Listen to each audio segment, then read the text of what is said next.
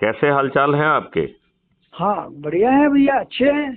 अच्छा, तो मैं बीच बीच में आपको क्राइम फ्री भारत मिशन के बारे में कुछ कुछ मटेरियल डालता हूँ। जी जी। आपको उसे देखने का, समझने का कुछ मौका मिला क्या? हाँ यार, असल में व्यस्तता है, लगता तो अच्छा है। ठीक है ना। देखो, और देखो व्यस्तता किस चीज से व्यस्तता है, क्योंकि इस व्यस्तता ने ही हमें फंसा के रखा है। जी जी जी। हमें जो है गुलामों के नियम कानून हमारे ऊपर थोपे हुए हैं। जो नहीं नहीं, व्यवस्था जो दैट आई व्यवस्था नो। आपके ऊपर, मतलब हमें तो वर्क की होती है भैया। I am retired engineer. हाँ, आई नो। डिपार्टमेंट से रिटायर्ड है शायद, है ना। हाँ हाँ, हाँ हाँ, हाँ मैं डीजीपी रैंक में रहा हूँ 7 साल, जी जी 2014 से 2020 तक। जी जी और इस समय जो है क्राइम फ्री भारत मिशन का नेशनल प्रेसिडेंट हूँ जी जी और national police mission for crime free Bharat का प्रोजेक्ट हेड हूँ। जी जी। ये अच्छा, लेकिन एक अच्छा आपने संकल्प लिया। और बेसिकली मुझे आप नहीं, मुझे अशोक जी अपने जीवन प्रॉब्लम। के जो बचे शेष शेष अवधि है, उसमें अपने राष्ट्र और देश को सुधारने के लिए आपने प्रयास कर रहे हैं। बहुत अच्छी, अप्रिशिएबल है या। अशोक जी, मुझे लग रहा है कि आप जैसे वरिष्ठ नागरिकों को हमें बहुत प्रक्रिया के तहत जोड़ना चाहिए। जी और एक चीज आप महसूस करेंगे कि जो विशेष तौर पर वरिष्ठ नागरिक है उसकी स्थिति थोड़ी सी ज्यादा खराब हो गई है। बिल्कुल बिल्कुल सर। बच्चे अपने काम में बिजी हैं। इतने सारे टैक्सेशन और ऐसी चीजें प्रक्रिया बना दी हैं। देखो, जी पहले जब आप बच्चे थे तो परिवार का एक सदस्य कमाता था, पूरे कुनबे को पाल लेता था। बिल्कुल बिल्कुल, फैक्ट आज फैक्ट। मियाँ बीवी दोनों कमा रहे हैं और अपने 2 बच्चों को ठीक ढंग से सेटल करने में उनको पसीने आ रहे हैं। अरे दूसरा बच्चा पैदा करने में सोच रहे हैं साहब। आप बिल्कुल ठीक है। एक बच्चा हो जाए तो सोचते हैं दूसरा करे कि नहीं करे, पूर्ति कर पाएंगे कि नहीं। आपने बिल्कुल बहुत अच्छी बात कही है, बहुत ही अच्छी बात आपने कही है। और मैं ये चाहता हूं कि आप क्राइम फ्री भारत मिशन के जो ऑब्जेक्टिव, 21 ऑब्जेक्टिव हैं, जी। जो कह रहे हैं कि ये देश ही बदल जाएगा, क्योंकि हम्म हमारी मेन प्रॉब्लम हमारे इकोसिस्टम की है। हम्म बेसिकली हमें हमें आजादी कभी मिली ही नहीं है।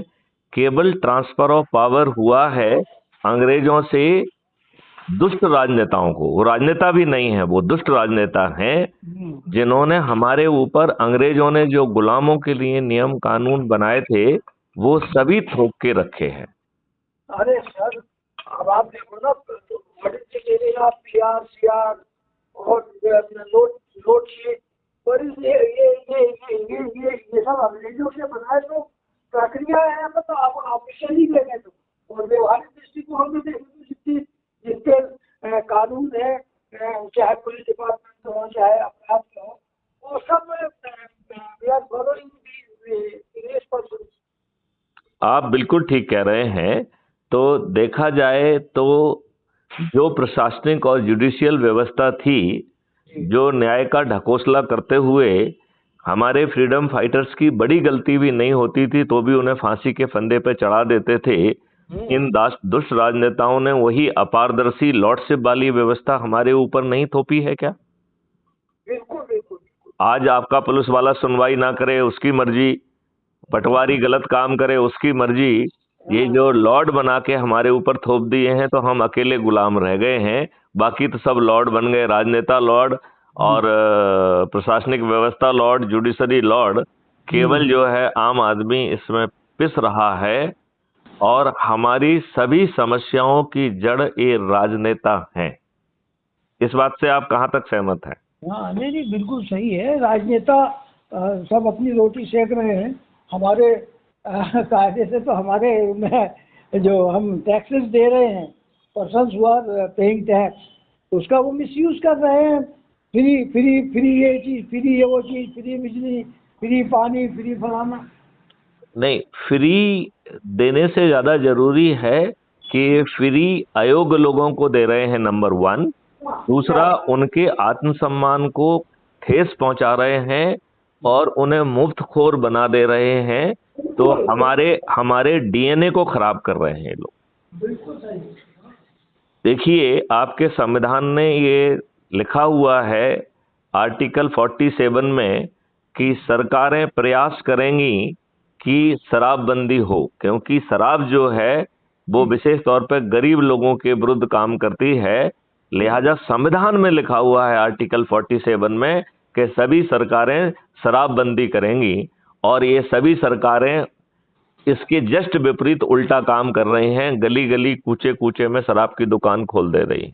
हाँ, जस्ट कोई ज्यादा इनकम का सोर्स ऑफ इनकम में ज्यादा फर्क भी नहीं आ रहा, तो भी उसको लालच है। नहीं, ये सोर्स ऑफ इनकम जो है ना रीजन नहीं है। इसके दो बड़े रीजन हैं। एक तो ये है कि जो एक्साइज कमिश्नर इनको जो है हर महीने एक सूटकेस पहुंचाता है नोटों से भरा, हाँ वो तो खैर उसकी उसकी साइज बढ़ाना एक मकसद है, और दूसरा मकसद है आपको दारूखोर बनाना। तो दारूखोर बनाना अपने आप में एक मकसद है। जब आपको दारू की लत लग जाएगी तो आपके वोट को जो है एक दारू की बोतल से खरीदा जा सकेगा। और ये हमारे वोट से जीत रहे हैं, हमें रिप्रेजेंट नहीं करते हैं, पॉलिटिकल पार्टी को रिप्रेजेंट करते हैं, और ये धूर्त लोग अच्छे लोगों को टिकट ही नहीं देते हैं। बिल्कुल सही। अशोक जी, आपको मालूम नहीं कि आपको कितनी जानकारी है, मैं आपको जस्ट बताना चाहता हूं। वैसे तो मैं ये मानता हूं कि आपको मालूम ही होगा। अभी जो 2019 से 2024 की पार्लियामेंट है, इसमें हर एमपी को इलेक्शन कमीशन में एक एफिडेविट सबमिट करना होता है। तो जो इन उम्मीदवारों के द्वारा जो एफिडेविट सबमिट किया गया है, उसके हिसाब से 42% of member of parliament they are having criminal record. 42%, it's not a small number. 42 is very high. just 50%। हाँ, क्लोज टू 50%। और 29% के खिलाफ तो इतने जघन्य अपराध हैं कि अशोक जी आपकी खोपड़ी घूम जाएगी। जस्ट लाइक मर्डर, डकैती, लूट, किडनैपिंग, बलात्कार। तो इन दुष्ट राजनेताओं को अच्छे लोग नहीं मिल रहे हैं। अशोक जी, आपको मालूम है अभी जो उत्तर प्रदेश की विधानसभा गठित हुई, सरकार गठित हुई है, इस विधानसभा में टोटल 403 सदस्य हैं, राइट? और इन 403 सदस्यों में से 205 आपराधिक रिकॉर्ड के व्यक्ति हैं, as per their own affidavit submitted in election commission, which makes it 51%। तो हमारे दुष्ट राजनेता टिकट गलत लोगों को बांट रहे हैं, और ये टिकट जो है अपने खुद कार्यकर्ताओं के साथ विश्वासघात करके बांट रहे हैं, उन्हें नजरअंदाज करके बांट रहे हैं।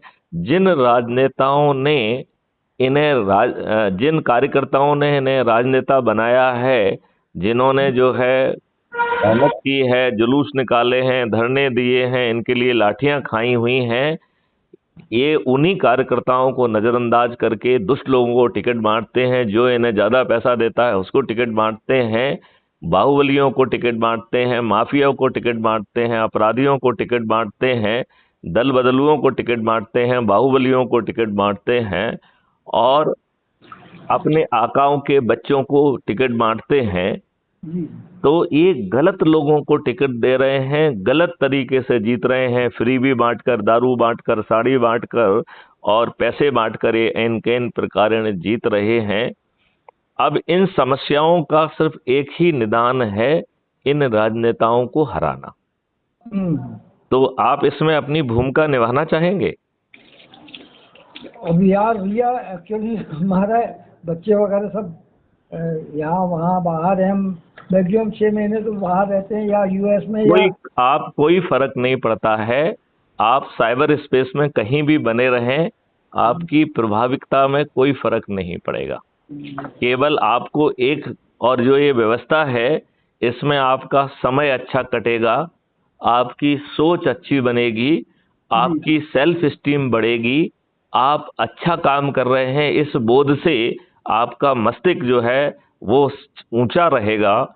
और यदि आप जो है अधिक लोगों को जोड़ पाए तो आप जो है चंद्रगुप्त घोषित किए जाएंगे। और जो इसके लिए एक गोपनीय पार्टी पैदा कर दी गई है। वो गोपनीय पार्टी जो अधिक से अधिक लोगों को जोड़ेगा, उन्हें ऐसे चंद्रगुप्तों को खुद जाकर हाथ जोड़कर उन्हें टिकट देगी, और जो जुड़े हुए लोग हैं इनकी संख्या आसानी से 100 करोड़ के ऊपर पहुंचेगी। और ये 100 करोड़ लोग बिना चुनाव प्रचार के अपने छत पे खड़े होके, अपने दरवाजे पे खड़े होके, अपने चबूतरे पे खड़े होके, और वो करेंगे, संकल्प लेंगे कि ये मेरा चंद्रगुप्त है, इसे मैं विजयी बनाऊंगा। तो इस प्रकार बिना खर्च के हम इन दुष्ट राजनेताओं को पराजित कर पाएंगे। और इन्हें पराजित करने वाले बहुत छोटे लोग होंगे जिनको किसी ने नहीं देखा होगा। अब मान लो जो है अशोक जी खूब बड़े पद पे रहे हों, लेकिन अभी तो जो है ना विलुप्त से है ना। अब अशोक जी यदि अपने परिवार के सदस्यों को, बाकी लोगों को जोड़ के यदि चंद्रगुप्त साबित होते हैं तो अपने आप टिकट मिल जाएगा, अपने आप जीत जाएंगे। और उसी प्रतिष्ठा के पॉइंट के आधार पर मंत्री, सुनो तो, हाँ, स्वच्छ राजनीति हो, ये मंशा तो है हमारा राजनीति के क्षेत्र में जाने का, कोई ऐसा इरादा इसमें राजनीति की जरूरत नहीं है। हाँ। देखिए, ये तो देखिए, आप इस देश को तब तक नहीं बदल सकते हैं जब तक पार्लियामेंट के मंदिर में जाकर अंग्रेजों के जो नियम कानून थुपे हुए हैं उनको बदला जाए। अनलेस पार्लियामेंट में जाकर आप वो रूल्स, रेगुलेशन और पॉलिसी बनाएं जिससे जो ब्यूरोक्रेसी आपके ऊपर और जुडिशरी थुपी हुई है वो लॉर्ड ना बने, मठाधीश ना बने, वो अकाउंटेबल बने। यदि वो गलत निर्णय ले तो उसे दंड भी मिले और कंपनसेशन भी देना पड़े। नहीं, तो बहुत अच्छा, मतलब विचार तो आपका बहुत नहीं, लेकिन मेरा ये कहना है कि why Ashok Nagauria ji should not play a critical role. जब 5 पैसे खर्च नहीं हो रहे हैं, बैठे बैठे अपने लोगों से बात करेंगे तो अपने नेटवर्क में मिठास बढ़ेगी और साथ में ही हम चंद्रगुप्त भी बन पाएंगे। देखिए, चंद्रगुप्त तो छोड़िए, लेकिन व्हाट्सोएवर जो कुछ भी सहयोग हम तो बड़ा छोटा सा सहयोग है जो हम आप अकॉर्डिंग टू बड़ा छोटा सा सहयोग है जो मैं आपको समझाता हूँ। अभी मैं आपको एक लिंक भेजूंगा, वो crime free Bharat mission app की लिंक है, राइट? यार रोहित जी, अब हमारा एक अनुरोध सुन लीजिए। हाँ। हम बिल्कुल रेडी हैं। हमारे को जबलपुर में एक इम्पोर्टेंट, हम थोड़ा सा यहाँ पंच भी है, तो हमको हाँ लगन लिखवानी है और 11 बजे का समय था, 11:20 हो गया। चलिए, तो आप अपने ये लगन लिखवाइए, मैं लिंक भेजता हूँ। आप नंबर 2 की बात अपन इसके बाद करेंगे, शाम को करेंगे, कल करेंगे, कोई जल्दी नहीं है। चलिए, जय हिंद, जय भारत, वंदे मातरम। वंदे मातरम।